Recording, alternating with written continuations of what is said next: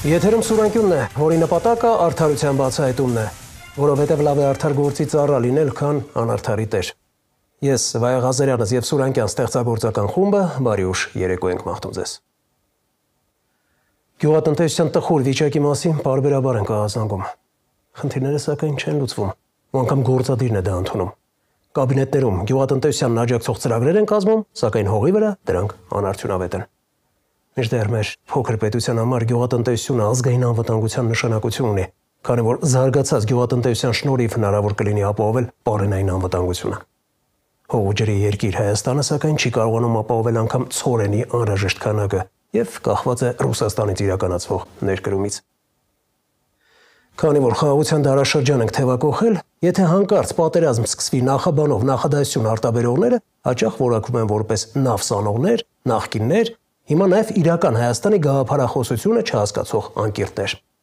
Բայց եթե քննարկումը շրիշակի մակարդակից վեր բարձրացնենք, պետք է փաստենք, որ առ այսօր ոչ միայն պարենային անվտանգության, տնտեսության դիվերսիֆիկացիայի հարցերը լուծված չեն, այլև Հայաստանը մեծապես կախված է ԵԱՏՄ շուկայից, ու եթե մի օր մեզ բարի ճանապարհ մաղթեն դեպի Եվրամիություն, լուրջ մարտահրավերների ենք բախվելու։ Օրինակ, ինչ գնով ենք գազ ու ցորեն ներկրելու, ուր ենք արտահանելու գյուղատնտեսական մեր արտադրանքը։ Հարցեր, որոնց պատասխանները իրավասուները չունեն։ Չկա նաև խորքային վերլուծություն Թուրքիայի սահմանի հնարավոր բացման տնտեսական հետևանքների վերաբերյալ։ Էկոնոմիկայի նախարարը հայտարարում է, թե որոշ ոլորտների համար կան ռիսկեր, բայց դրանք կառավարելի են։ Իրոք, եթե փակ սահմանի պարագայում է գյուղատնտեսությունը աղետալի վիճակում, ապա ինչ է սպասվում, եթե թուրքական էժան գյուղմթերքը ողողի մեր շուկան։ Ինչպես են կառավարելու ռիսկերը, երբ այսօր Վրաստանով Հայաստան ներմուծվող թուրքական որոշ գյուղմթերքներ ավելի էժան են, քան տեղական արտադրանքը։ Այո, ոլորտի պատասխանատուները պետք է անապահ գնահատեն առկա սպառնալիքները ու գյուղատնտեսության պահպանման գործիքակազմ առաջարկեն։ Առկա խնդիրներն ու հնարավոր վտանգները քննարկել ենք գյուղատնտեսության նախկին փոխնախարար Աշոտ Հարությունյանի հետ։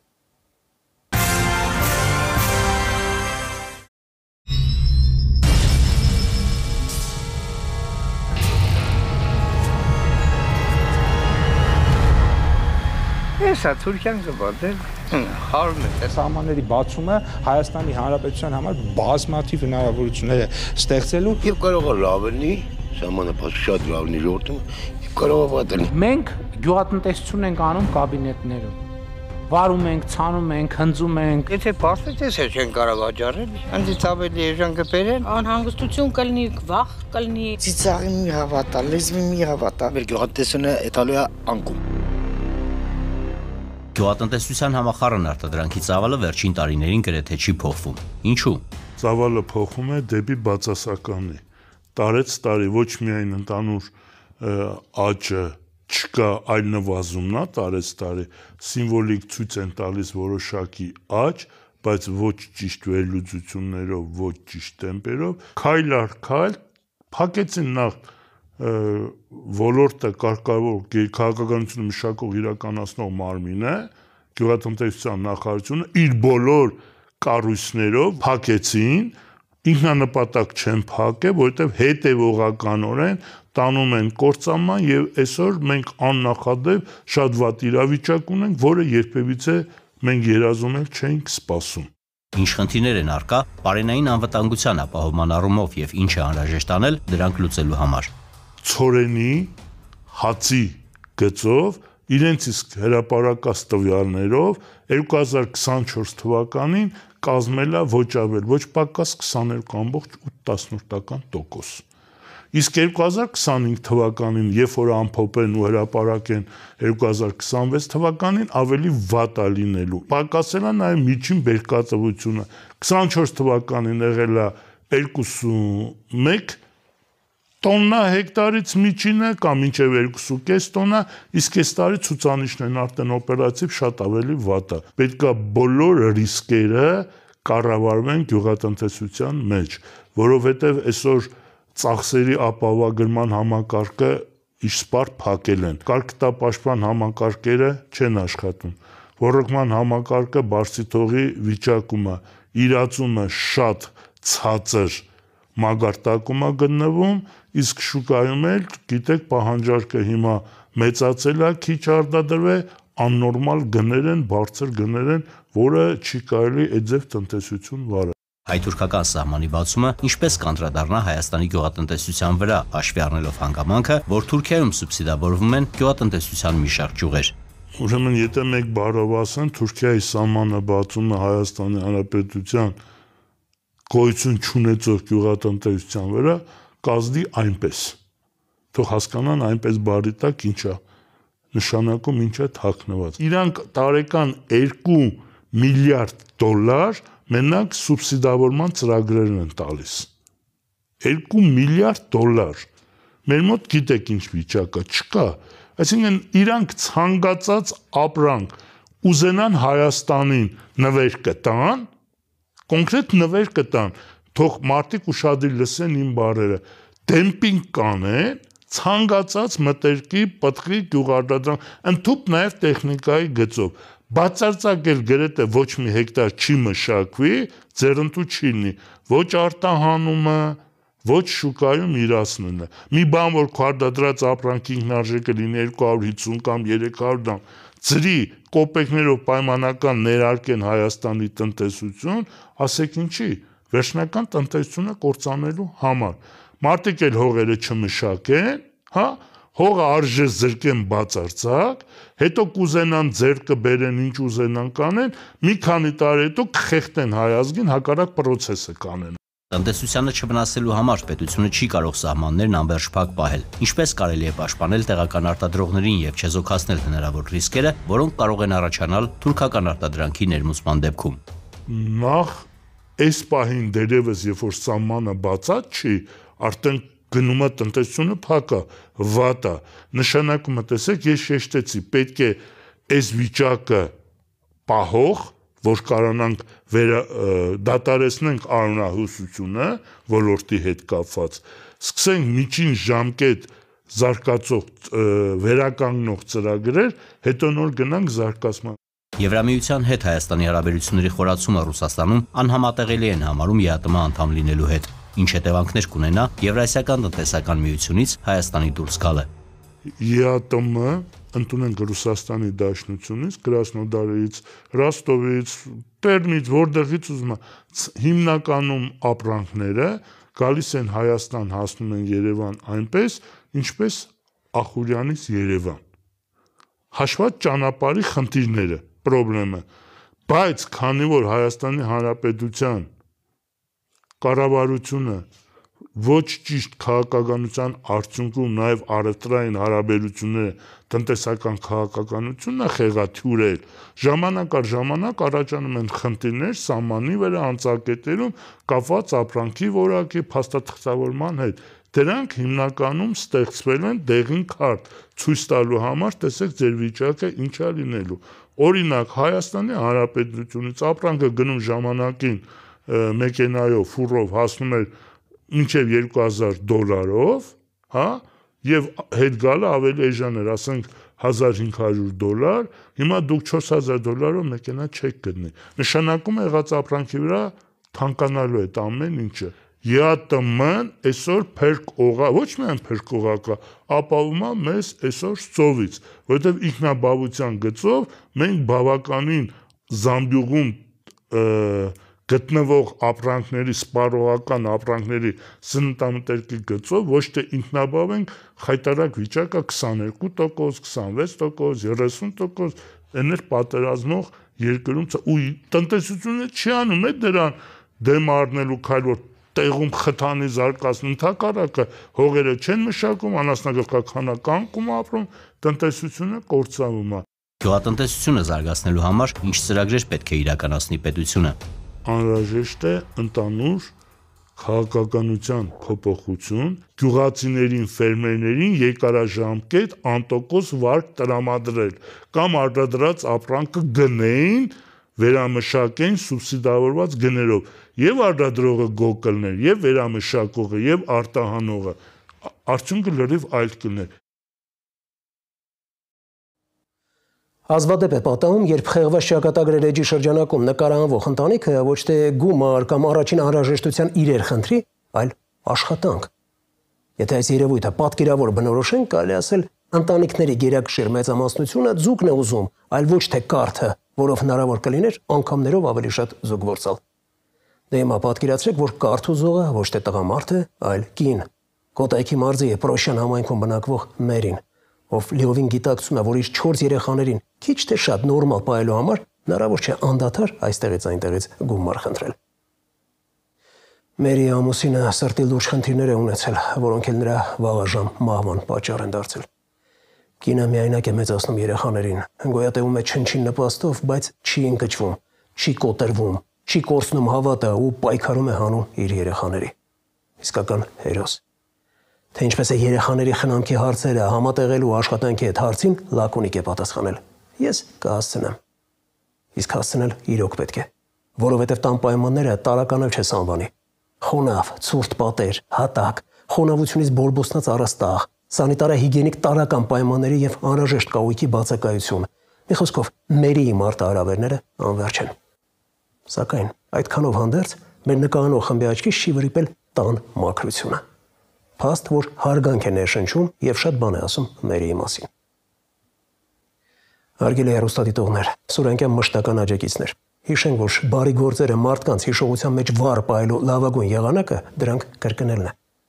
Եկեք միասին եւս մեկ անգամ ընտանիքի աջակից դառնանք։ Ներկայացնում եմ Սվետլանա Ավդիշյանի «Սառը պատերի տաք սրտերը» տեսանյութը։ Արցունքները խեղդում են, հոր կարոտից է արտասվում 9-ամյա Գագիկը։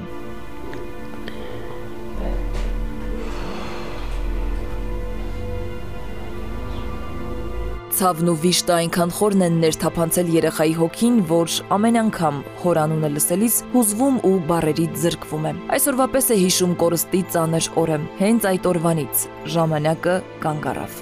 Դու պապային ես կարոտում։ Հա?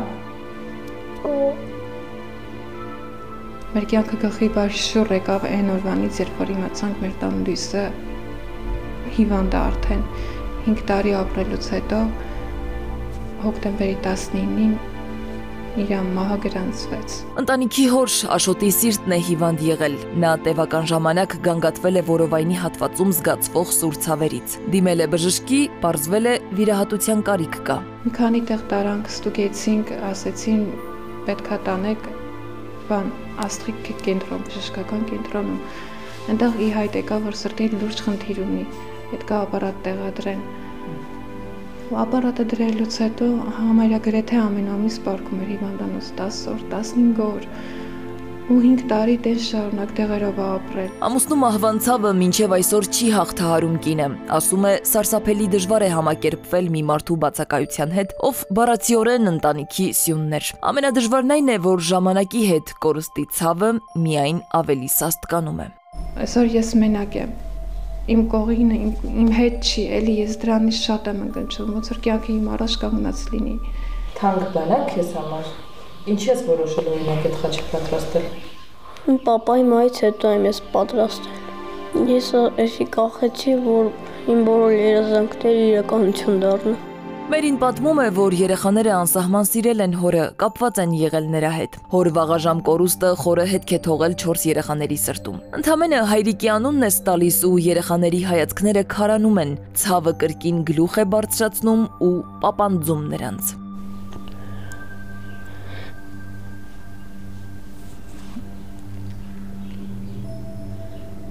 5 տարեկան այս պայծառ ու լուսավոր աղջնակն օրինակ երազում է մեծանալ ու բժիշկ դառնալ, որ մի օր կարողանա բուժել հայրիկի պես հիվանդներին։ Ես գնում եմ իմ պապայի մոտ շիպինի վրա խոսում եմ իր հետ։ Ինչ ես պապային ասում։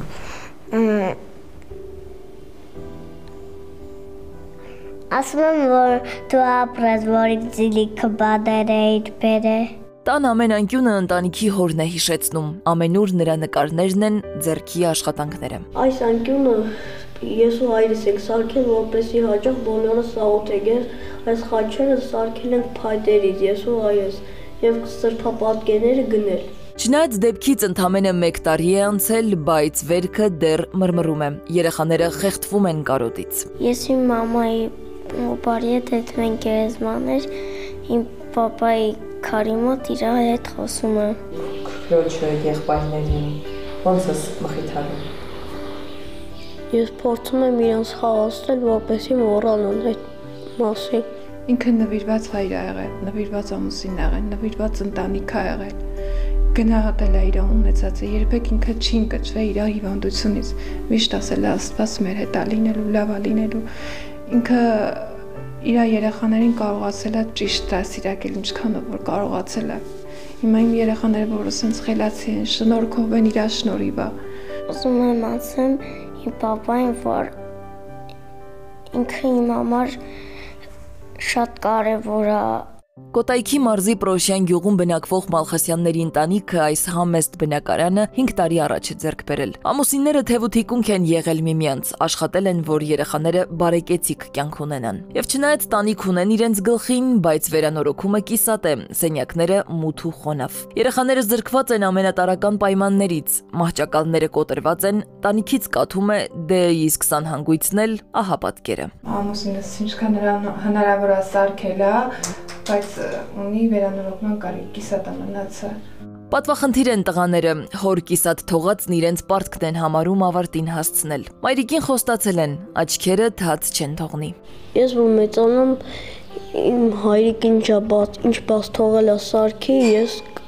կսարքեմ։ Ձեր տան մեջ ինչ խնդիրներ կան, օրինակ դու ինչ առաջինը կփոխեիր, կասես։ Ես կուզեի, որ մեր այս պատալոգը փոխենք, որ անձրևը չկաթարստե։ Աշխատել եմ, բերել եմ, ինքն էլ է աշխատել, երբեք չենք ընկճվել մեր այս վատ պայմաններից, հաղթահարել ենք ամեն ինչ։ Մերին միայնակ է մեծացնում 4 երեխաներին, նպաստով են ապրում ու քանի որ նրանց միակ խնամակալն է, չի աշխատում։ Այս դժվար օրերին հասցրել է նաև պարտքեր կուտակել։ Ձեր ծնողները օգնում են, որքան կարողանում են, բայց արժանապատիվ այս կինը մեծ բան չի խնդրում։ Ուզում է հարմար աշխատանք գտնելու իր ընտանիքի հոգսերը սեփական ուժերով հոգալ։ Ցանկանամ աշխատել, որ կարողանամ երեխեքին գոնե մի չնչին բանով ուրախացնեմ, ապահովել իրանց։ Երեխաները մանկապարտեզ են հաճախ մեծերն է դպրոց են գնում։ Այդ հատվածում կարամ գոնե ինչ թեկուս մաքրության գործելի լինի գնամ աշխատել։ Ես աշխատանքից երբեք չեմ ամաչել։ Խնդրում եմ ասա, ինչ կուզես, որ մենք կարողանանք մամայի համար այս բանը։ Ես կուզեի իր համար անել, որ ինքը բրծնի մեր պարտքերից։ Դուք շատ պարտքեր ունեք։ Այս համեստ կինը, որ իր երեխաների համար եւ հայր է եւ մայր, չի էլ տրտնջում, ընտանիքի հոգսը իր փխրուն ուսերին պատվով է կրում։ Մալխասյաններն ամեն աստծո օր են պայքարում ու փորձում վերակառուցել այն փշրված աշխարհը, որից հանկարծակի հեռացել է իրենց ամենաթանկը։ Դառնահամ օրերը երեխաներին չեն կոտրում, մոր ոգին է առաջ մղում, հոր կարոտի արցունքները խեղդելով։ Սվետլանա Ավդիշյան, Վահրամ Ավոյան, Սուրանկյուն։ Թողարկման երկրորդ հատվածում կներկայացնենք վարչական շրջանից վարչական շրջան, այս նույն ջրի որակները տարբեր են։ Չկա նմուշարված ջուր, որի pH միավորը ասենք լինի 6։ Վայ գիտեք, մենք այդպես չենք վերցնում, այսպես պետք է վերցնենք։ Պնդել են ջրաղբյուրները Հայաստանում չեն փոխվել։ Դրա հետ կապված որևէ ինֆորմացիա չի ստացել։ Պետական գերատեսչություններից էլ ճիշտ հակառակ պատասխաններն են ստանում։ Մատակարարվում է խորքային հորերից, որով էլ պայմանավորված է ջրի ավելի բարձր կոշտությունը։ Ինչպես է ստացվում, որ բաժանորդների տներ խմելու համար նախատեսված ջուրը հենց այդպես չի հասնում։ Մաշված խողովակներ, ծորակին ֆիլտր է, ահա այսպիսի տեսքով։ Նպաստում է երիկամաքարային հիվանդությունների առաջացմանը։ Տեղեկացրին, թե վեոլիա ջրի որակի հարցերով չեն զբաղվում, առողջապահական տեսչականի գործն է։ Ով պիտի այդ մասին պատմի Հայաստանի քաղաքացուն։ Եթե մարդու վրա հարձակվում են կամ կծում են, մեղավոր է միայն մարդը։ Համապատասխան կառույցը սկսեց նրանց հավաքել, պատվաստել եւ ստելջացնել։ Մեզանից բացի օգուտից վնաս չէր կարող լինել։ Շները ստելջացվում են, բայց նրանց թիվը միևնույն է, մեծ է։ Բոլոր բնազդները մնում են։ Տեսանյութեր են հրապարակում, որոնցում երևում է, որ Երևանից դուրս ուղղակի աչքակապություն է տեղի ունենում։ Ոչ մեկ Ինչպես է ստելջացված շունը, որը պետք է որ ագրեսիվ չլիներ, գծում անցորդին։ Կարող է ուղղակի անցնել ու ինձ էլ գծեց մի շուն, որը շատ հավանական է մի քանի մուշտի էր կերել մեկ այլ մարդուց։ ինքը սեյֆ ցուցակի մեջ է։ Ամեն մեկն անում է այն, ինչը ճիշտ է համարում։ Տանշներին ուղղակի աղբի պես բառից բուն իմաստով հանում եւ նետում են դուրս։ Ինչ ջուր ենք խմում մեր տներից օրակներից։ Հարց, որի պատասխանը տարեցտարի ավելի է բարդանում։ Բարդանում է, որովհետև արկա խնդիրները տարիներով չեն ստանում պատշաճ լուծում։ Իսկ ինչ է կատարվում մարդու օրգանիզմի հետ, եթե տևական ժամանակ օգտագործում է անորակ խմելու ջուր։ Ըստ մասնագետների առաջանում են աղիքային վարակներ, որոնք ուղեկցվում են փոր լուծությամբ, փսխումով, լյարդի բորբոքումով, իսկ երկարաժամկետ հեռանկարում, լյարդի ու երիկամների վնասում, արյան հիվանդություններ, անգամ քաղցկեղի որոշ տեսակներ։ Ծանոթ ախտանշաններ են։ Համոզված եմ, որ շատերն են սեփական մաշկի վրա զգացել այս ամենը, բայց չեն պատկերացրել դրանց առաջացման աղբյուրը։ Անկախ փորձաքննություններով պարզվել է, որ ոչ միայն մայրաքաղաքի որոշ շրջաններում, այլև հանրապետության մի շարք համայնքներում խմելու ջրի որակը չի համապատասխանում առողջապահության նախարարության սահմանած չափանիշերին։ Օրինակ, կոշտությունը անգամներով գերազանցում է թույլատրելին։ Մասնավորապես նոր-նորքում ջրի կոշտությունը 10 է, այն դեպքում, երբ առավելագույն ընդունված է 7։ Որպես պատճառ մասնագետները նշում են, թե որոշ շրջաններում ջուրը մաքրվում է հնացած տեխնոլոգիաներով կամ ընդհանրապես չի անցնում լիարժեք մաքրում։ Ջրի ֆիլտրացիա եւ քլորացման գործընթացները երբեմն չեն իրականացվում պատշաճ վերահսկողությամբ։ Այս առնչությամբ մեր խմբագրություն զանգահարող դժգոհ քաղաքացիները մի շարք ոչ ռետորական հարցեր են բարձրացնում։ Օրինակ, արդյոք Վիոլա ջուր ընկերությունը ստուգում է այն ջրի որակը, որի դիմաց քաղաքացին վճարում է։ Եթե ստուգում է, ապա ինչ արդյունքներ ունի։ Եթե դրանք համապատասխանում են սահմանված չափանիշերին, ապա ինչպես ու ինչու են հակասում անկախ փորձաքննությունների տվյալներին։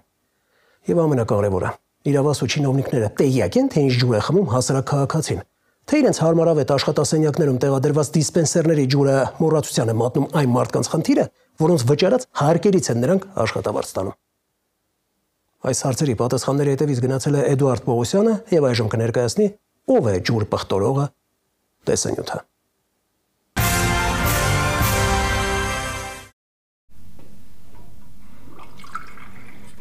Այն, ինչ հիմա անում եմ ես, օրվա ընթացքում վստահաբար մեզնից յուրաքանչյուրն անում է ջուր։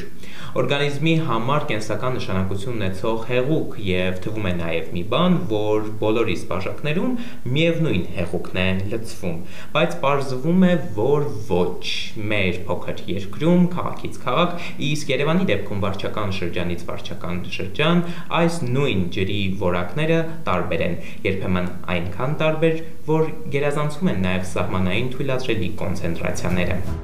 pH միավոր, կոշտություն, ընդհանուր հանքայնացում այս ցուցանիշների թույլատրելի կոնցենտրացիաները, որով էլ առաջնորդվում է մեր երկրի ջրամատակարարող միակ ընկերությունը Veolia ջուրը, առողջապահության նախարարի դեռ 2002 թվականի հրամանով է սահմանված, համաձայն որի օրինակ ջրածնային ցուցանիշի pH-ի սահմանային թույլատրելին 6-ից 9 է, կոշտության առավելագույնը 7-ը։ Անկախ փորձաքննությունների արդյունքներով Երևանի 6 վարչական շրջանում, կենտրոնից մինչև Ավան, չկա նմուշարված ջուր, որի pH միավորը ասենք լինի 6։ Այս դեպքում նորմայի մեջ է բոլոր տարածքներում գումարած հանրապետության եւս 4 բնակավայր, ցուցանիշը մինչև 7 ու 8 է։ Կոշտության պարագայում պատկերը խիստ մտահոգիչ է՝ 14, 10.5, 17, 11.3, այսինքն անգամներով գերազանցում է առավելագույն թույլատրելին։ Հիմա սկզբից ջրամատակարարման գրաֆիկը Veolia ջուրը երկու մասի է բաժանում՝ ամառային ու ձմեռային, համապատասխան հերթականությամբ մայիսի 1-ից հոկտեմբերի 1-ը եւ հոկտեմբերի 1-ից ապրիլի 30-ը։ Այս ժամանակահատվածներում մատակարարվող ջրի որակը տարբերվում է։ Այսինքն հիմա էլ մեզ դիտող քաղաքացին հաստատ կարձանագրի, որ մի քիչ ավելի ոնց որ ջրի որակը ավելի լավն է, քան օրինակ ամառային ժամանակահատվածում էր։ Եւ հենց այստեղից էլ սկսվում է մեր պատմությունը։ Հովանիսյանը գնացել է բազմաթիվ ահազանգերի հետևից, ինչպես մայրաքաղաքի, այնպես էլ մարզերի 1 տասնյակը գերազանցող հասցեներից ջուրն անկախ փորձաքննության է ուղարկել, խորհրդակցելով մասնագետների հետ, շեշտում է հստակ հասկանալով լաբորատոր պահանջները։ Որովհետև գիտեմ, որ Veolia ջուրը ըստ էության պետք է փաստարկեր, որ վայ գիտեք, մենք այդպես չենք վերցնում, այսպես պետք է վերցնենք, այ որ այսպես վերցնենք, այդ խնդիրը չէր արձանագրվի եւ այլն։ Կապ հաստատեցինք Veolia ջուր ընկերության հետ, մեր հարցերին նախընտրեցին գրավոր պատասխանել, պնդել են ջրաղբյուրները Հայաստանում չեն փոխվել։ Ինչ վերաբերում է հարցին, թե ջրի մեջ ինչ-որ արժեքներ գերազանցված են, ապա նշենք, որ Veolia ջուր ընկերությունը դրա հետ կապված որևէ ինֆորմացիա չի ստացել եւ նման տեղեկատվության չի տիրապետում։ Հետաքրքրական է, Veolia ջրից մեզ ասում են իրենց ձևակերպմամբ նման տեղեկատվության չեն տիրապետում, բայց պետական գերատեսչություններից էլ ճիշտ հակառակ պատասխաններն ենք ստանում։ Օրինակ, տարածքային կառավարման նախարարության ենթակայությամբ գործող ջրային կոմիտեում գիտեն, որ Մասիս քաղաքի ջուրն առավել կոշտ է, ավելին մեզ ներկայացրել են նաև դրա պատճառը։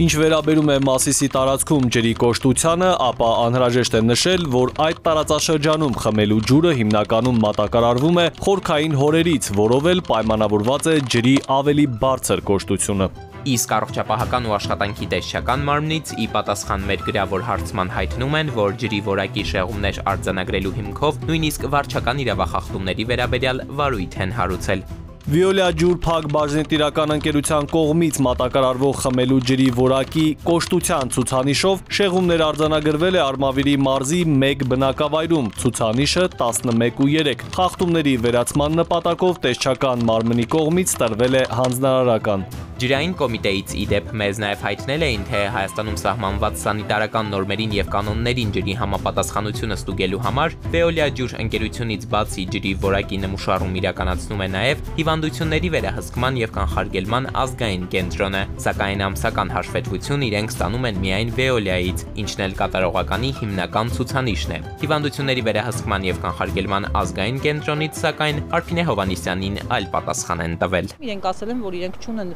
վերահսկողության ու ստուգման լիազորություններ եւ իրենք Veolia ջրից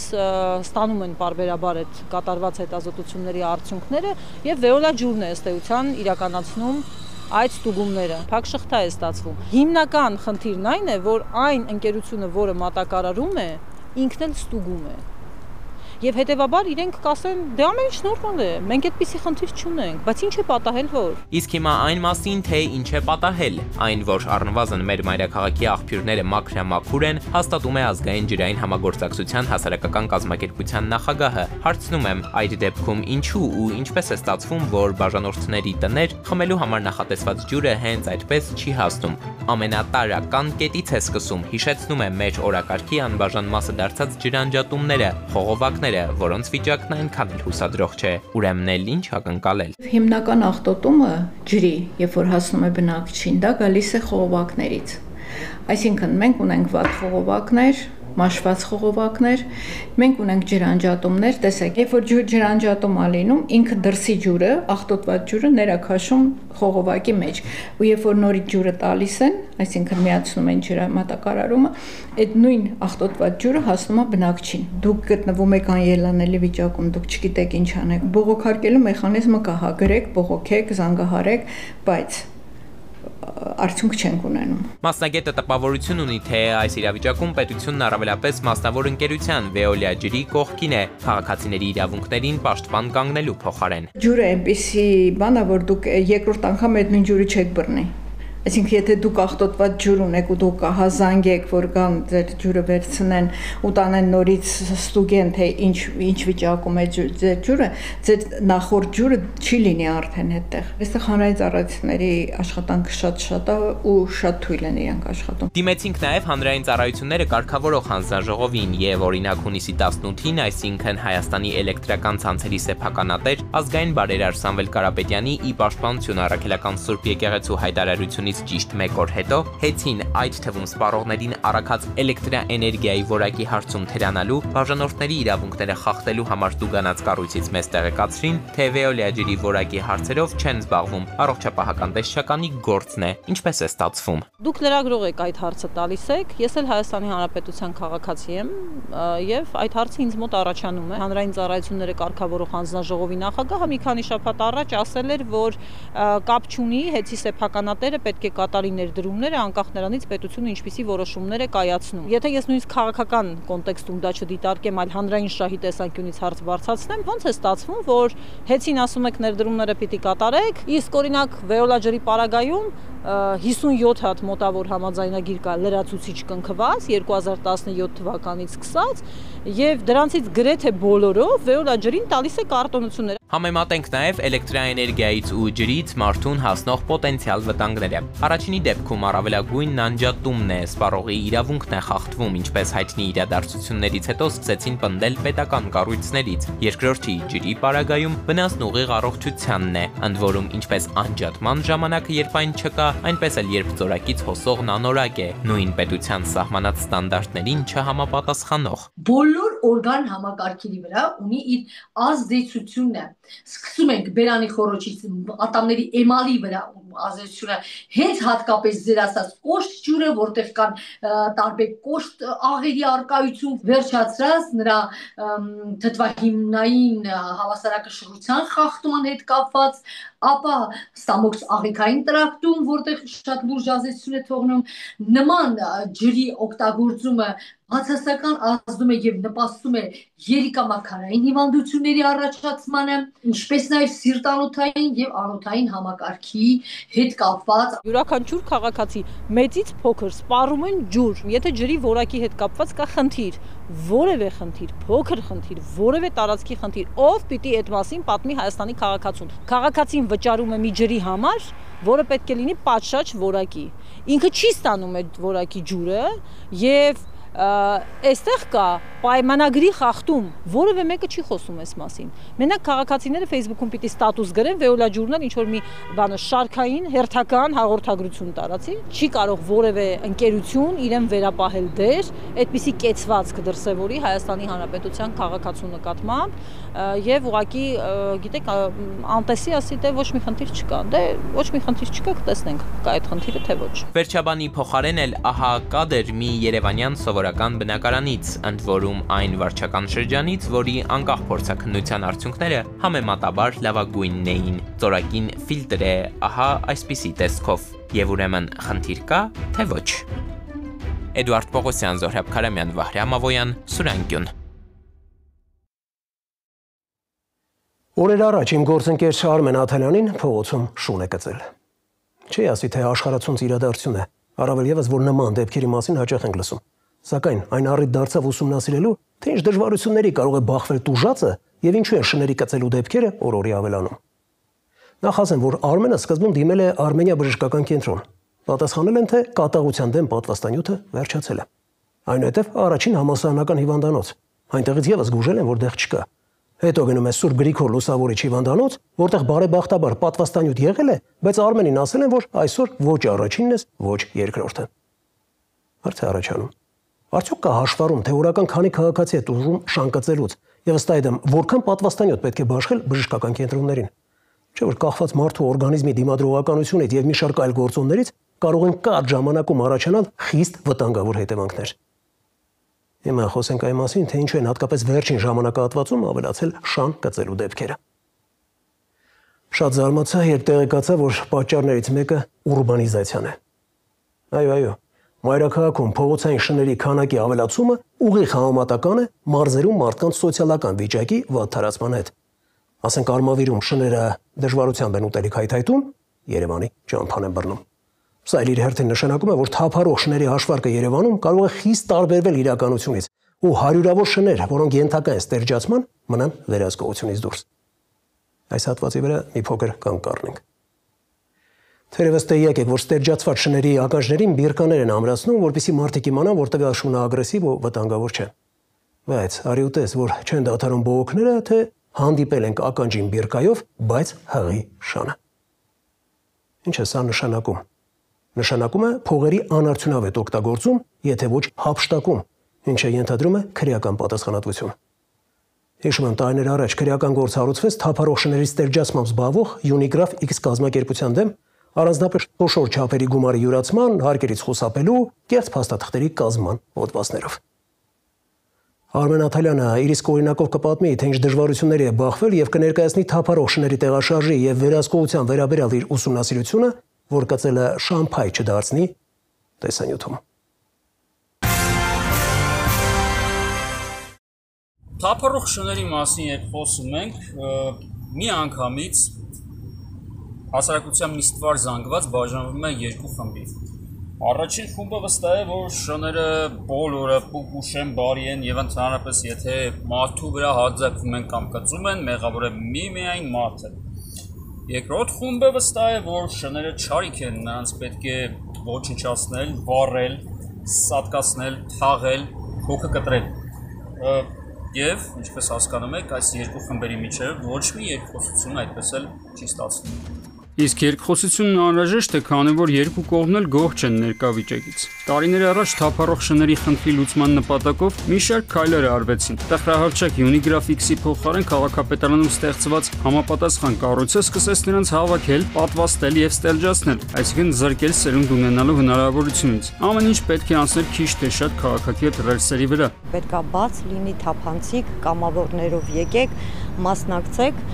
բայց ինքը փակ է բավականին, այնինչ մեզանից բացի օգուտից վնաս չէր կարող լիներ։ Մեզ սովորական քաղաքացիներից եւս անհրաժեշտ է, որպեսզի շների խնդրով զբաղվող պետական կառույցը լինի թափանցիկ եւ ընդհանրապես թեմայի վերաբերյալ կան հացեր, որոնք պատասխանների կարիք ունեն։ Օրինակ, ինչպես է ստելջացված շունը, որը պետք է որ ագրեսիվ չլիներ, գծում անցորդին։ Այն, որ շները հաճախ են գծում մարդկանց, վկայում է առողջապահության նախարարության վիճակագրությունը։ Այս տարվա հունվարից մինչև օգոստոսի ավարտը Երևանի պոլիկլինիկաներին եւ հիվանդանոցներին հատկացվել է կատաղության դեմ 11087 դեղաչափ պատվաստանյութ։ Մարդուն ներարկում են 3-ից 5 անգամ, կախված առանձնահատկություններից։ Կարող ենք միջին թիվը համարել 4-ը, եւ եթե 13087-ը բաժանենք 4-ի, կստացվի 2771, այսինքն այս տարվա 8 ամիսների ընթացքում մոտավորապես հենց այդքան մարդ է դիմել բժշկական հաստատություններ շան կծելուց հետո, օրական ավելի քան 11 մարդ։ Այդ վիճակագրության մեջ ես ինքս էլ ակամամտա։ Շան կծելուց հետո բժիշկը կատաղության դեմ 5 պատվաստում ինձ նշանակեց, որից 3-ը երկար դեգերումներից հետո արդեն ստացել եմ։ Ասեմ, ժամանակի եւ նյարդերի զգալի կորուստ է, որից արժեր խուսափել, բայց եթե շունը կծելը ստիպված ես համբերել։ Ձեր ֆակտորը կարևոր չի։ Դուք կարող եք ուղղակի անցնեք ու ոնց որ ուրիշի արածների արդյունքում ձեզ գծի։ Այսինքն շների ագրեսիան ի հայտ է գալիս մարդկանց ագրեսիային ի պատասխան։ Ուղղակի այդ պատասխանը հասցեական չի տրվում։ Երբեմն շան թիրախում է հայտնվում մարդը, որն ամենևին էլ դաժան չի եղել նրա նկատմամբ։ Օրինակ ես, մարդ, որը սիրում է շներին, adekvat է եւ որևէ կերպ չի սադրում նրանց։ Գիշերով շատ անսպասելի առանց նախնական հաչոց գռմռոցի ինձ էլ կծեց մի շուն, որը շատ հավանական է մի քանի մուշտի էր կերել մեկ այլ մարդուց։ Ես ընկա ճանկը ու էլի հասցեական չէր, չարժեր ինձ գծել։ Մենք կենտրոնում շուն ունենք, որ ինքը արդեն հարցակվում էր։ Ու ինքը սև ցուցակի մեջ էր հողակի։ Մենք չէինք կարողանում բռնել, գիտեք, քանի ամիս ծախսեցինք։ Հիմա ինքը Սլովակիայում է։ Մենք իրան ուղարկեցինք, որտեվ ինքը adekvat չէր, որտեվ իրան ոչ մի կացարանում չէին կարող պահել, որտեվ իրան 4 թաթը ջարդած էր, քարերով այնքան են խփել, ինքը գժվել էր մաքսիկը։ Մյուս կողմից կարելի է լսել, որ շները պարբերաբար հարձակվում ու կծում են հատկապես այն դեպքերում, երբ խմբով են։ Եթե շների ականջներին կան կլիպսներ, ուրեմն նրանք ստելջացված են։ Ժամանակին մասնագետները նշում են, որ եթե շները ստելջացված են, այլևս չեն ունենում խմբերով ապրելու ձգտում եւ չեն կազմավորում ոհմակներ։ Ժամանակին ձևավորված ոհմակներ են, ինչքան էլ որ արվի կաստրացիա կամ ստերիլիզացիա, շանը հետ են բերում նույն տարածք, իրանք նույն կերպ ոնց որ վերամիավորվում են։ Բոլոր բնազդները մնում են ուտելու, որսի, կենցաղ վարելու, ապրելակերպի, բացի հնարավորությունից սերունդ տալու։ Լավ, իսկ ինչպես է ստացվում, որ շների քանակը կարծես չի նվազում։ Վիզուալ նման տպավորություն է ստեղծվում, այսինքն շները ստելջացվում են, բայց նրանց թիվը միևնույն է, մեծ է։ Ներգաղթի շնորհիվ Երևանի քանակը շների անընդհատ ավելանում է։ Եթե դեք Աբովյանից, չգիտեմ, Ջրվեժից, Էսկոմից, Արարատ, Արտաշատ, Երևանի թիկունքը չի պահվում ոչ մի ձև։ Հայաստանի Հանրապետությանով մեկ պետք է ծրագրերը արվեն, որոնք չեն արվում։ Ինչու այդ քաղաքներում չեն իրականացվում նման ծրագրեր։ Պարբերաբար մազերից տեղեկատվություն է գալիս, որ թափառող շները հարձակվել են այս կամ այն քաղաքացու վրա եւ նույնիսկ մահվան դեպքեր են արձանագրվում։ Պարզվում է, այնտեղ էլ են աշխատում շների հետ, բայց մեղմ ասած ոչ պատշաճ։ Կլիպսաները ուղղակի խփում են Գյումրիում, Վանաձորում, տարբեր իրականում Երևանից դուրս կատաստրոֆիկ վիճակ է։ Կենդանասերները պարբերաբար բարձրացնում են այս խնդիրը, երբ լինում են մարզերում։ Տեսանյութեր են հրապարակում, որոնցում երևում է, որ Երևանից դուրս ուղղակի աչքակապություն է տեղի ունենում պետական միջոցներով շների խնամքի անվան տակ։ Սե ոչ մեկ կլիպսով չի, ոչ մեկ կաստրացված, ստեղծված չի։ Դա նորմալ է։ շանդեմը կեր չլինի, ջուր չլինի։ Սա ցավոք ընդհանուր հանրային վերաբերմունքի հետևանք է, որն էլ իր հերթին պետական մոտեցման հետևանք է։ Այսինքն չկա շների խնայումքի մասով քաղաքականություն։ Ամեն մեկն անում է այն, ինչը ճիշտ է համարում։ Չեն հարուցում որևէ գործ։ 5-րդ հարգից նետել շանը, դա դաժան չէ, առանձնակի դաժանություն է։ Ոստիկան էր անողը, չդատվեց։ Փիսոյին վանդակի մեջ տանջամա հանելը կամ հեր ու տղա էջմիածնում իրեն դուրը փակել են, պատական շներ են եկել, այնքան են կացնարել այդ երկու շանը, որ անկել են, պատկերացնում եք, ինչ եք կարծում, եթե ինչ-որ մեկը փախած լիներ, այդ տանից ողջ լիներ, ինքը բարի էր լինելու։ Փողոցում շների քանակի ավելացման, ըստ այդմ նաև հարձակումների թվի ավելացմանը նպաստող եւս մեկ գործոն՝ անպատասխանատու մարդկանց վարվելաձևն իրենց սեփական շների հետ։ Մարդիկ իրանց տան շներին ուղակի աղբի պես բարեզբուն իմաստով հանում եւ նետում են դուրս։ Գլխականակը դրանից էլ է ավելանում։ Ու ամենամեծ պատճառներից դա է։ Օրենքի պատճառն է, մենք չչիպավորեցինք, մենք օրենք չհանեցինք, որ տանից դուրս շպրտվեց շունը, Տերը պատժվի։ Եթե փորձենք իմի բերել, ապա ունենք մի վիճակ, երբ այո, շները կծում են քաղաքացիներին, բայց քաղաքացիներն էլ չափազանց դաժան են վերաբերվում նրանց հետ, պատշաճ խնամքի կենտրոններ չկան, չեն էլ կարող լինել, եթե խոսքը տասնյակ հազարավոր շների մասին է։ Ոչ adekvat շները, որ այսենք արդեն խախտված է, Արմեն ջան, իրանք թող գնան կացարաններ։ Ես համամիտ եմ, շատ ակտիվ են, այնքան էլ ապահով չի իրանց դրսում գտնվելը կամ կոտրվածներ ունեն, adekvat չեն, մի խոսքով թող գնան կացարաններ, բայց եթե մենք մեր բակից օրինակ, որ ամբողջ բակը խնամում է, տանենք այդ շներին, նորերը գալու են մինչև համակերպվեն, կարող է հեչ հարմար չլինի։ Գումարած կա սննդային շղթա հասկացություն։ Նվազում է մի օղակը, գլուխ է բարձրացնում մյուսը։ Օրինակը քաղաքում շատացել են կաչաղակները եւ ագրավները, որոնք քանդում են ճնճղուկների բները։ Նվազել են ճնճղուկները, ինչի պատճառով էլ ավելացել են ծառերի վնասատու միջատները։ Բարեզբուն իմաստով Երևանը կվխտա կռիսների մեջ, եթե չլինեն շները, որովհետև շները ուտում են նաև կռիսների չափաբաժինը, հա, կերակուրի, եւ այդ բալանսը բնությունը այդպես պահում է, այսինքն չեն շատանում կռիսները, քանի որ կան շները։ Պետք է տալ ընտրություն մարդուն, որ ինքը կոպիտ ասած ընտրի։ Դու ուզում ես ստանաս շատ շուն, թե շատ կռիս։ Մի խոսքով, նվազագույն ինչ այս պահին պետք է անի պետությունը, ամբողջ երկրում ներառյալ գյուղական համայնքները իրականացնել շների իրական, այլ ոչ թե fake ստեղծածություն եւ պատվաստում, հնդածս կանխել ընտանի շների հայտնվելը փողոցներում։ Արմեն Նաթալյան, Զորաբ Կարամյան, Վահրամ Ավոյան, Սուրանկյուն։ Կհանդիպենք քիչ անց։ Այս Hyundai վարորդին որ հարցնենք, եղբայր, այս ոնց ես հաջողացրել, երևի ինքն էլ չկարողանա պատասխանել։ Ասի էտա, շուզողները հաստատ վառել են, որպեսի վնաս հասցնեն գյուղացուն։ Ցորենն էլ վառված։ Նկարահանումների պահին իրավապահները ազանգ ստացան, որ վիրավորներից մեկը գիտակցության չգալով ճանապարհին մահացել է։ Միզոտ 3 վիրավոր։ Վաղարշաբաթ քաղաքի սկզբնամասի մի մեծ հատվածում գծանշումներ չկա, կապ չունի ժողովուրդ ջան, գնացեք այնքան, մինչև գտնեք։ Կապ չունի, որ Ֆորդի վարորդը մահացել է, որոշումը պետք է արդար լինի։ Բայց ոչ, մի շտապեք։ Տիգրանին դանակարելու մեջ կասկածվողը նույնպես Արցախի քաղաքացի է։ Հետքերը բանս տվեք հայտնաբերել։ Հատկապես վերջերս չկա թողարկում, որտեղ չներկայացվեն դեպքեր ամենատարբեր ժանրերից՝ քրեական քրոնիկոն, արտակարգ պատահարներ, ավտովթարներ։ Իսկ ինչի մասին է դա խոսում։ Երկրում ստեղծված անբարենպաստ մթնոլորտի, այո, սոցիալական հոգսերի, այո, մարդկանց չարության, այո, դրանց հետևանք հանցավորության աճի, այո, այոների այս շարքը կարելի է երկար շարունակել, բայց եւս մեկը կավելացնեմ՝ մեր հորդոր խնդրանքների անտեսման։ Գիշերային երթևեկի առանձնահատկությունները հայտնի են շատերին, սակայն քչերն են դրանք մտաբերում։ Գոնե հետևեին Սուրանկյան թողարկումներին, լսեին մեր հորդոր խնդրանքները, որ մթության մեջ զգոնությունը պետք է կրկնապատկել եւ չտանջել գազի ոտնակը։ Եթե տարական այդ երկու ճշմարտությունները սերտեք, վստահ եղեք, որ ձեզ կապահովագրեք գիշերային փորձանքներից։ Վերին արտաշատ ճանապարհին կատարվածը իրոք սարսափելի էր։ Ֆորդը մխրճվել էր բեռնատարի ետնամասը, վարորդը տեղում մահացել էր։ Նրա մարմինը փրկարները հայտնաբերել էին մեքենայից դուրս, իսկ մի քանի մետր հեռու վարորդի կտրված ոտքը։ Թեկուզ եթե հետաքննությունը պարզի, որ բեռնատարի հետևի լույսերը բացակայել են, Ֆորդի վարորդի զգոնության եւ արագության սահմանափակման պարագայում ողբերգությունից հնարավոր կլիներ խուսափել։ Հիմա պատկերացրեք գյուղամիջյան որակյալ ճանապարհ, բայց նեղ, յուրաքանչյուր ուղղությամբ մեկական երթևեկելի գոտիով։ Համոտ վարորդները կհաստատեն, որ ասֆալտի լավ որակը հիմք չէ նման ճանապարհներին արագության զարգացման, այլ ուր մնաց վազանցի։ Չէ՞ որ այդ նեղ ճանապարհին ամեն վայրկյան հնարավոր է հանդիպակաց մեքենա դուրս գա, եւ ինչ կլինի այդ դեպքում։ Այո, ճակատային բախում։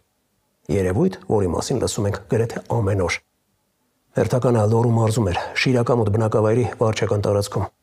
Երկու մեքենաների բախման հետևանքով ունեցանք 1 զոհ, 3 վիրավոր։ Ինչպես հետո պետք է պարզվեր, Սարալանջ գյուղի դպրոցի ուսուցիչներն էին։ Հենց նրանք պետք է աշակերտներին բացատրեին, որ ինչքան էլ շտապես, միևնույն է, ընդամենը մի քանի րոպե շահում,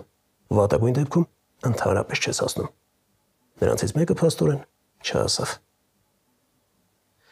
Անցած օրի քրեական քրոնիկոնը արտակարգ պատահարներն ու ավտովթարները Գագիկ Շամշյանի ոդկա գազին աչքը մահվան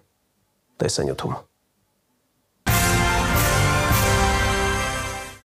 Այ ժողովուրդ ջան, գնալով համոզվում եմ, որ վսոժը մի բան են չի, արդեն որ երրորդ թողարկումն է, որ բոլոր ժանրերից դեպքեր ենք ներկայացնում, նկատի ունեմ ճանապարհատրանսպորտային պատահարները, արտակարգ դեպքերն ու քրեական քրոնիկոնը, հատկապես մտահոգիչ է սպանությունների ցուցանիշը, հասել ենք նրան, որ երբ օրվա ավարտին ֆիքսում ենք, որ սպանություն չկա, ուրախանում ենք, ախր սենց ուր ենք հասնելու, հատկապես տխրեցի, երբ լսեցի, իսկ հետո նկարահանեցի Տաշիրում տեղի ունեցած դեպքը, երբ արցախցի մի պատանի սպանել էր մյուսին, հիշում եք, որ ասում էի, մեզ թշնամի պետք չէ, հենա մենք մեր հարցերը լուծում ենք, այս դեպքը հենց դրա վառ վկայությունն է։ Տաշիրի ողբերգության մասին քիչ անց, հիմա տեղափոխվենք Լոռու հարևան Տավուշի մարզ, որտեղ առավոտ կանուխ մոտ 200 կիլոմետր կտրեցի հասկանալու, թե ինչ հանգամանքներում է Hyundai-ը Բաղանիսում դուրս եկել երթևեկելի գոտուց, բախվել քարերին եւ գողաշրջված վիճակում հայտնվել բնակչի տան տարածքում, կատարելով նաեւ փլուզումներ։ Կրկնում եմ, առավոտ կանուխ, իսկ դա նշանակում է, որ ամենայն հավանականությամբ ինքնավթարի պահին այս տանը մարդ է գտնվել։ Այս պատկերը տեսնելով ակամա մտաբերեցի Ջեք Նիկոլսոնի մասնակցությամբ Թռիչք կկվի բնի վրայով ֆիլմը։ Այս Hyundai վարորդին որ հարցնենք, եղբայր, այս ոնց ես հաջողացրել, երևի ինքն էլ չկարողանա պատասխանել։ Մինչև հասա դեպքի վայր, տունը շինվածին տեղափոխել էին հիվանդանոց, չկարողացա հարցնել, իսկ կարող աղեկին քնելա, հաշվի առնելով ինքնավթարի ժամը։ Իդեպ, դեպքի վայրում հավաքվածները հենց այդ վարկածն էին առաջ քաշում։ Անտեղից գծել անդին, այ։ Այդ կողքն է, Կես գարաժն էլ այր անձևադի։ Այս ռուսական համարանիշներն էլ կարծես վկայեն, որ վարորդը գուցե ղեկին քնել է։ Այսինքն, եթե թեորիապես հաշվենք, որ Ռուսաստանից գալուց է եղել հարյուրավոր կիլոմետրեր է կտրել, ֆիզիոլոգիան կարող է իրանը ասել է, բայց սա կրկնում եմ վարկածներ են, որոնց օգտին իդեպ խոսում են նաև այն փաստը, որ մեքենայում լիքը իրեր են եղել, բայց դե հիմա կարող է այդ մարդը ոչ թե Ռուսաստանից, այլ կողքի գյուղի իրենց տանից է գալուց եղել։ Լավ, ինչևէ, կարևորը, որ այս տան բնակիչներին բան չի պատահել, հաստատ այդ ժամանակ իրենց համար նուշ քնած են եղել։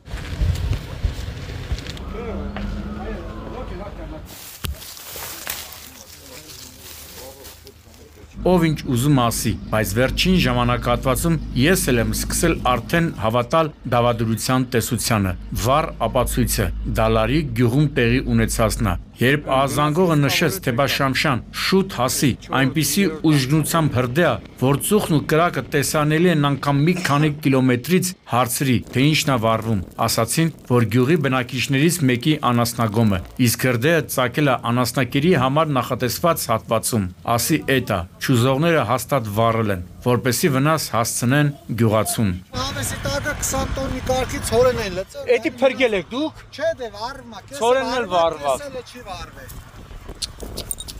Լսեցիք չէ ժողովուրդ ջան, 20 տոննայից ավելի ցորեն ա վառվում։ Դե հիմա ես չեմ, դուք եք։ Իմ նման չեք մտածի։ Մյուս կողմից իհարկե չի կարելի բացառել անզգուշության գործոնը։ Դե գիտեք, շատերի համար հակահրդեհային կանոնն ու նման այլ հասկացությունները շատ խորթ են։ Բայց ինչևէ, փաստն այն է, որ դալարիկում երեկոյան ժամը 20:30-ի սահմաններում ծագած հրդեհի մասշտաբները շատ մեծ էին։ Ինչպես տեսնում եք, տասնյակ հրշեջներ Արմավիրից, Բաղրամյանից, Թալինից չեն կարողանում կրակի դեմն առնել։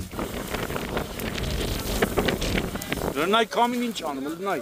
Այս ժողովուրդն անասուններին փրկել։ Մտե գոմից սաղին հանել են անասուններին։ Անհանգստացնող մյուս հարցը հենց դա էր, իսկ արդյոք անասնագոմում անասուն կար։ Ոչ, ապրեն հարևանները, գյուղացիները, հրշեջ փրկարարները, որոնք մի մարդու պես կանգնել են տուժածի կողքին ու փրկել անասուններին։ Անասնագոմը սակայն փրկել չհաջողվեց, որովհետև քամին իր սև գործն անում էր։ Դժվար թե տուժածը անասուններին կամ անասնագոմը ապահովագրած լիներ։ Հիմա ստիպված է լինելու մի քանի միլիոն ծախսել նախկին տեսքին բերելու համար։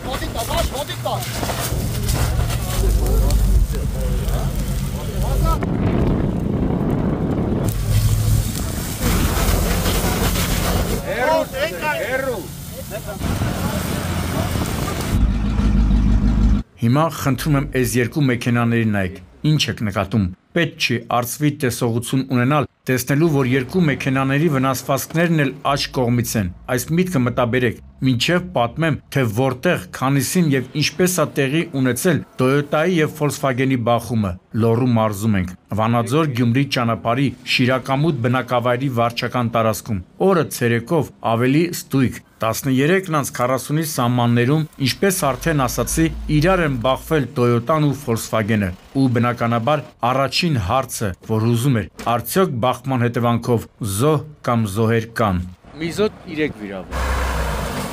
Անվա հեծանը կոտրվել է։ Ասացին, որ 4 հոգու շտաբօգնության բրիգադները տեղափոխել են Սպիտակի հիվանդանոց եւ որ 4-ի վիճակն էլ այնքան էլ լավը չէր։ Ցավոք չեն չափազանցնում։ Նկարահանումների պահին իրավապահները ազանք ստացան, որ վիրավորներից մեկը գիտակցության չգալով ճանապարհին մահացել է։ Մեկի վիճակը բժիշկները գնահատում են ծայրահեղ ծանր, երկուսինը միջին ծանրության։ Հետո պետք է պարզենք, որ մահացածն ու վիրավորները Լոռու մարզի Սարալանջ գյուղի դպրոցի ուսուցիչներ են։ Շատ ափսոս։ Սաղերկատներն էլ այլ բախում եղել։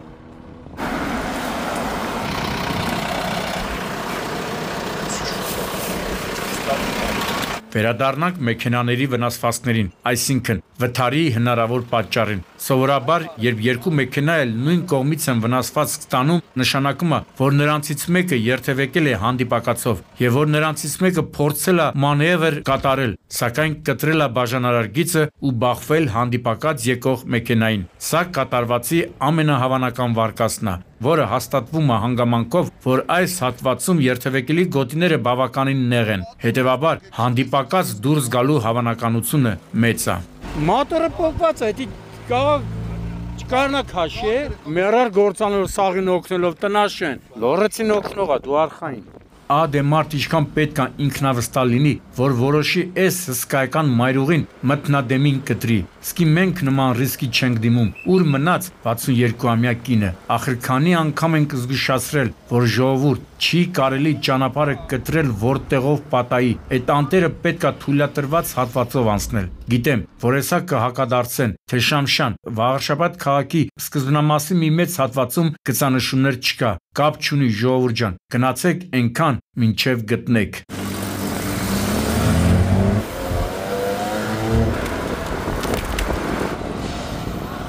Գծանշումների համար գոյություն ունեն ստանդարտներ։ Չեն կարող ամեն 10 մետրը մեկ գծեր քաշեն։ Ժամանակն է այս պարզ ճշմարտությունը բոլորը գիտակցեն ու քիչ մե իրենց նեղություն տան, բայց իմանան, որ սեփական կյանքն են փրկում։ Այո, հենց այս Opel-ի վարորդ 71-ամյա Միխայիլն մահացու վրաերթի ենթարկել 62-ամյա Նելիային։ Տարիքով մարդը փախստի չի դիմել, ահազանգել է շտաբօգնություն, սակայն արագ հասած Էջմիածնի բժշկական կենտրոնի բժիշկները արձանագրել են հետիոտնի մահը։ Բարեկները ասացին, որ վարորդին ենթարկել են սթափության փորձաքննության եւ որ եղել է սթափ։ Անկեղծ ասած չզարմացա, որովհետեւ պատկերացնում էի, թե ինչ բան է մթնշաղին քշելը։ Աչքերդ պետք է մինչև վերջ կլորացնես, իսկ այս դեպքում խոսքը 71-ամյա վարորդի մասին է, բայց դե արգելք չկա, որ այդ տարիքում չի կարելի մեքենա վարել։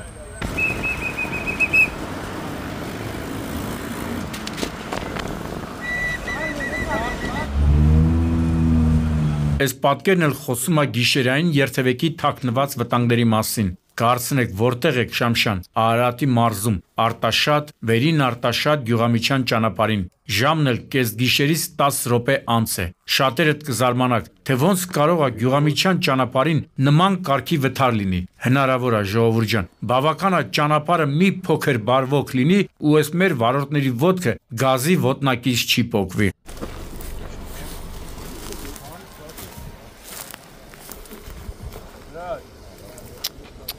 Երկաթին էլ է բախում եղե։ Ինչ ուժգնության հարված պիտի լինի, որ զիլը հետո կոտրի բնակչի այգու ցանցե ցանկապատ է, իսկ Ֆորդը դուրս գա հանդիպակաց երթևեկելի գոտի, կոտրի երկաթե էլեկտրասյունը, մի քանի պտույտ շրջվի, բախվի դաշտում տեղադրված երկաթե կոնստրուկցիային եւ կոաշրջվի։ Բայց ինչպես հետո պետքա պարզվեր, սա ամենասարսափելին չէր։ Ինչպես տեսնում եք, վթարի հետևանքով մեկ հոգի տեղում մահացել էր։ Ինչպես հետո պետք է պարզենք, Ֆորդի վարորդն էր։ Փրկարարները պատմեցին, որ նրա մարմինը հայտնաբերել են մեքենայից դուրս։ Մարմնից մի քանի մետր այն կողմ էլ կտրված ոտքի մի հատված։ Ահավոր էր ժողովուրդ ջան։ Մարմնի ոտը։ Պարզվեց, որ իրականում Ֆորդի վարորդը Վերին Արտաշատից դեպի Արտաշատ ընթանալիս բախվել է առջևից ընթացող զիլի հետնամասին։ Թե հիմա զիլի լույսերն են փչացած եղել, թե Ֆորդի վարորդն է անուշադիր գտնվել, կպարզի նախաքննությունը ու կապ չունի, որ Ֆորդի վարորդը մահացել է։ Որոշումը պետք է արդար լինի։ Եվ վերջում Տաշիրում տեղի ունեցած ողբերգության մասին։ 2023-ի Արցախի հայաթափումը չէր կարող շոկային հետևանքներ չունենալ արցախահայերի համար, որոնք տասնյակ դարերով ապրել ու արարել են իրենց հայրենիքում, տուն կառուցել, հողեր մշակել, երեխաներ ամուսնացրել, շենացրել Արցախը։ Մեկ էլ հաշված օրերի ընթացքում ասում են թողեք ու գնացեք ձեր տներից։ Չգիտեմ, մարդը պետք է մսից ու այրունից չլինի, որպեսզի թեթև տանի բռնի տեղահանում է։ Ինչի եմ այս ամենը ասում, գուցե չափազանցնում եմ, բայց կարծում եմ, որ արցախցիների հետ ցանկացած պատարի հիմքում բռնի տեղահանման հետևանքներն են ընկած։ Անտառային շերտ է էլի կոչվում։ Արնանման հետքերը բանը ստեղ եք հայտնաբերել։ Այդ արնանման հետքերն են։ Եվ ուրեմն ժամը 16-ի սահմաններում ոստիկանության Տաշիրի բաժնում օպերատիվ տեղեկություններ են ստացվում, որ մի քաղաքացի դանակահարված վիճակում քաղաքացիական ավտոմեքենայով տեղափոխվել է Տաշիր բժշկական կենտրոն։ Քիչ անց վիրավորը գիտակցության չգալով մահանում է։ Հիվանդանոց շտաբ հասած իրավապանները պարզում են, որ մահացածը Արցախից տեղահանված 18-ամյա Տիգրանն է, որին դանակահարել են։ Հեսա Հավադրության տեսության կողմնակիցները հիմա կասեն, հաստատ տաշիրցիներից մեկն է խփել, նկատի ունենալով տարիներ շարունակ հանրության մեջ նետած կեղծ կարծրատիպը ավելի ստույգ հայաստանցի, արցախցի ջրբաժանը, բայց ոչ, մի շտապեք։ Տիգրանին դանակահարելու մեջ կասկածվողը նույնպես Արցախի քաղաքացի է։ Տեղի ավագ դպրոցներից մեկի աշակերտ 17-ամյա Ռազմիկը։ Ու եթե հավելում ենք հանգամանքը, որ Տաշիրից Վանաձոր բժշկական կենտրոնը տեղափոխվել նաև 16-ամյա Մարտիկը, պարզ է դառնում, որ էլի գործ ունենք մի կաթիլ մեղրի պատմության հետ, հարգելի արցախցիներ, առանց էն էլ չսպիացող վերք ունեք, մի ավելացրեք նորերը։